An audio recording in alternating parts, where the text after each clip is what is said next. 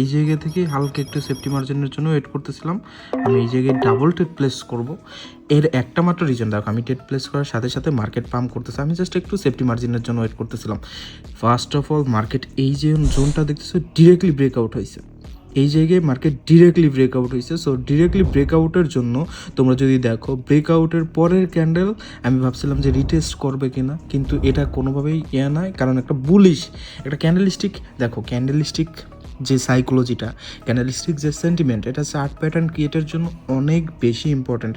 এবং এই ক্ষেত্রে আমরা বুঝতে পারি যে মার্কেটের নেক্সট ক্যান্ডেলগুলো বা নেক্সট মুভমেন্ট কেমন হইতে পারে, এগুলো কিন্তু ক্যান্ডেল স্টিক যে সাইকোলজি এটার মাধ্যমে আমরা বুঝতে পারি।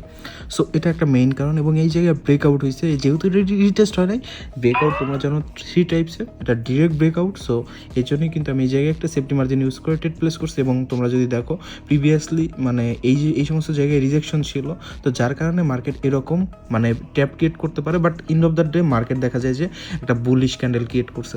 সো এই সমস্ত জায়গায় একটুখানি সেফলি টেট প্লেস করা লাগবে, যেন তোমাদের টেটটা লস হয়ে না যায় এবং তোমরা যেন দিন শেষে প্রফিট মেক করতে পারো, যেন ডোজি বা হ্যামার ক্যান্ডেল ক্রিয়েটগুলো তোমরা যেন প্রফিট মেক করতে পারো। সো প্রত্যেকটা ট্রেডের রিজন যদি জানতে চাও তাহলে ট্রুথ স্টোন সেটা আপনাদের জয়েন করো, link is given the bio, so check it out my brother from that. Thank you.